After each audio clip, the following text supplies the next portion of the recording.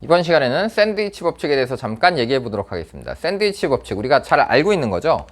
어떤 수열 AN이 있는데 이 AN이라고 하는 수열이 BN보다는 크고 CN보다는 작다라고 이렇게 끼어 있습니다. 그래서 여기 끼어 있는데 샌드위치 빵 사이에 잼 끼어 있는 듯이 끼어 있는데 이 양쪽에 있는 BN하고 CN이 같은 값으로 수렴을 하면 가운데 끼어 있는 AN도 같은 값으로 갈 수밖에 없다라고 하는 것이 샌드위치 법칙이죠. 그래서 보통 리미트가 다 붙게 되면 이 가운데 있는 크거나 같다로 바뀌어야 되는 겁니다. 그래서 여기 등호가 극한에서는 포함돼야 된다라는 생각도 반드시 갖고 계셔야 될 것 같고요. 샌드위치 법칙에서 여러분들이 그냥 극한값을 계산해라 라는 것은 틀리는 친구들이 거의 없습니다. 왜냐하면 뭐 이런 거 극한값 찾아봐라 그러면 왼쪽도 3이고 오른쪽도 3이야. 그러니까 가운데 있는 AN은 3으로 가겠네. 이게 당연히 샌드위치 법칙이잖아요. 그래서 이런 것들은 여러분들이 굉장히 쉽게 알고 있는데 이걸 살짝 변형하기 시작하면 여러분들이 문제 푸는데 굉장히 당황스러워합니다. 예를 들어서 AN이라고 하는 것의 범위를 이렇게 준 다음에 이것의 극한값을 찾아라 라고 하면 AN들을 쭉 나열하면 얘는 1부터 n까지 합이고 얘는 2부터 n 플러스 1까지 합이니까 둘 다 n에 관한 식으로 만들면 n에 관한 2차식이고 2차식 앞에 있는 개수는 2분의 1이겠죠. 1부터 n까지 더하면 얘가 2분의 n의 n 플러스 1이 될 거고 그 다음에 2부터 n 플러스 1까지 더하면 2분의 n 플러스 1 곱하기 n 플러스 2에서 누가 없어? 지금 1이 없는 거니까 1 하나를 빼야 되겠지. 그래서 이런 식으로 쓰면 이게 시그마 AN의 형태가 되거든요. 그러면 얘도 n에 관한 2차식, 얘도 n에 관한 2차식이니까 어차피 이 분모의 최고차항의 2차식의 범위는 지가 움직여 봐야 어쨌든 2분의 1의 n제곱 플러스 뭐뭐고 요거는 다 무시할 수 있는 어떤 값이다 라는 얘기거든요. 그래서 최고차만 비교하니까 2분의 1이 된다라는 것은 여러분들이 쉽게 따라간다고요. 그런데 요거 식을 살짝 이렇게 변형시켜 놓잖아요. 그러면 이제 약간 여러분들이 어렵다고 느낍니다.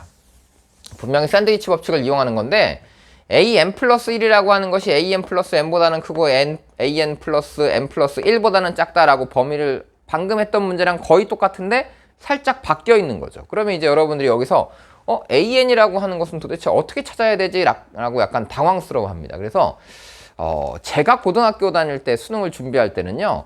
보통 AN이라고 하는 수열이 나오면 AN을 n에 관한 식으로 다 찾아서 썼던 것이 이걸 식으로 일반화시켜서 찾는 게 목표였거든요. 그때는 교육과정의 목표가 AN을 일반화시켜봐라 라고 하는 게 목표였어요. 그런데 요즘 교육과정의 목표는 AN을 일반화시키는 것은 사실 뭐 기계가 할 수도 있는 일이잖아요. 그러니까 우리가 하는 것은 뭐냐면 나열을 통해서 어떤 규칙을 찾겠다라고 하는 것이 요즘 교육과정의 목표인 것 같아요. 그러니까 여러분들도 수열이 등장했는데 뭔가 좀 복잡하고 어려운 느낌이 들면 한 번쯤 나열해서 생각을 해보시면 좋겠습니다. 그러니까 나열하자는 게 무슨 말이냐면 이걸 순서대로 쫙 써보는 거야. 그럼 첫 번째 A1 플러스 1보다 A2가 크고 얘는 A1 플러스 2보다는 작아 라는 식을 만들 수 있고 두 번째는 A2 플러스 2보다 A3가 크고 A2 플러스 3보다는 작아 이런 형태가 만들어질 거고요. A3 플러스 3보다 A4가 크고요. 그 다음에 A3 더하기 4보다는 작아 이런 형태로 이게 쭉 나열된다고. 그럼 어디까지 나열한다? AN을 찾으라 그랬으니까 가운데 있는 수열을 n번째까지 보내보는 거죠. 그럼 여기는 A의 n-1번째 항 플러스 n-1이 될 거고 오른쪽은 A의 n-1번째 항 플러스 n이 된다 이런 형태로 만들 수 있습니다. 그래서 이 상태로 만들어 놓고 이거를 양변을 변변 죄다 그냥 더해버리는 거죠. 그래서 이걸 죄다 더하면 여기 두 번째 항, 여기는 첫 번째 항부터 n-1번째 항, 여기는 두 번째부터 n번째 항, 여기는 첫 번째부터 n-1번째 항이 되는 거니까 순서대로 요거랑 요게 동시에 사라지겠죠. 세 변에서 동시에 A의 A2를 빼버리면 그 다음 또 요거랑 요게 사라지는 형태가 되고 이거랑 이게 사라지게 될 거고 마지막 가면 요거랑 요게 사라지는 이런 꼴이 되는 겁니다. 그래서 이걸 다 더해봤더니 AN이라고 하는 수열만 여기 가운데 남잖아요. 그래서 AN이라는 수열이 범위로 남게 되는데 여기 A1이 하나 남고 A1이 지금 문제에서 1이라고 줬죠. 그래서 1 플러스 그 다음에 1부터 n-1까지 합이니까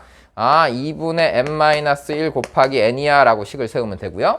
여기는 A1이 1이니까 1 플러스 그 다음에 2 더하기 3 더하기 4 더하기 n까지 합이네. 그럼 얘는 그냥 바로 1부터 n까지 합이니까 2분의 n의 n 플러스 1이다 라고 이렇게 쓸 수 있습니다. 그러니까 결국은 AN이라고 하는 수열이 n에 관한 2차식 2분의 n제곱의 형태 사이에 끼어 있다라는 거죠. 그러니까 이걸 여러분들이 그냥 2분의 1 n제곱이라고 취급해서 풀면 답은 2가 된다라고 찾아갈 수 있거든요. 그래서 이런 샌드위치 법칙의 식의 변형이 등장했을 때 여러분들이 나열을 통해서 잘 대처하시면 좋겠습니다. 아시겠죠? 그 다음에 이런 것들을 해보셔야 되고, 또 요런 극한값을 구해봐라 라고 하는 것도 이제 우리가 뒷부분에 있는 막 지수함수, 로그함수, 극한 열심히 공부하다 보면요, 이런 거를 3의 n제곱으로 앞으로 묶어놓고 1 플러스 3분의 2의 n제곱이야 라고 이렇게 쓴 다음에 이 전체에 다시 n분의 1제곱이 있으니까 하나씩 풀어보면 앞에 거는 3의 n제곱에 n분의 1제곱이니까 3이 되고, 뒤에 거는 1 플러스 3분의 2의 n제곱의 다시 n분의 1제곱이 되는데, 오른쪽에 있는 이 괄호가 1로 갈 거야 라고 얘기했을 때 이게 지금 1 플러스 3분의 2의 무한대제곱은 0으로 가겠죠. 그 다음에 이것에 다시 무한대분의 1이니까 또 0제곱이 나오거든요.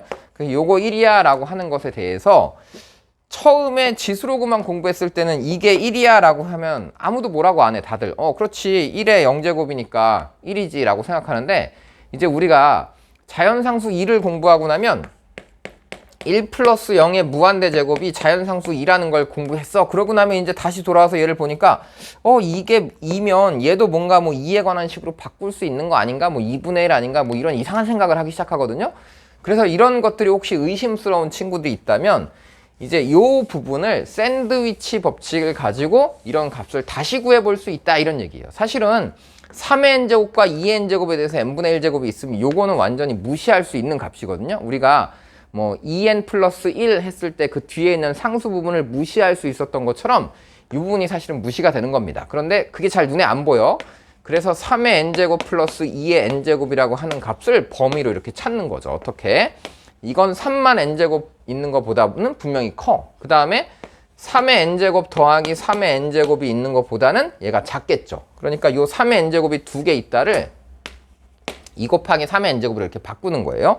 그렇게 해놓고 요 전체의 n분의 1제곱을 만드는 거니까 요것의 n분의 1제곱 다시 이 뒤에 있는 것의 n분의 1제곱 이렇게 바꿔보는 거죠. 그랬더니 왼쪽에 있는 값은 3이야. 3보다는 커. 그 다음에 오른쪽에 있는 값은 2의 n분의 1제곱 곱하기 3보다는 작아 라고 나오는 거고, 요 식이 n이 무한대로 커지면 요 값이 결국 어디로 간다? 1로 간다. 근데 이것은 뭐 여러분들이 굳이 증명을 하지 않더라도 금방 알 수 있죠. 왜냐하면 2의 n제곱 하면 이런 형태로 나오잖아요. 그래서 2의 x제곱이라고 하는 함수를 이렇게 만들어 놓고 이 부분이 자꾸 0으로 수렴하면 이 값은 어디로 간다? 1로 간다는 것이 그래프에서 쉽게 보여지기 때문에 이 값이 1이 된다라고 하면 그때는 아무도 뭐라고 안 할 거야. 그치? 그래서 아하, 여기가 1이니까 결국 우변도 3, 좌변도 3, 그럼 가운데 끼어있는 값도 3으로 갈 수밖에 없다.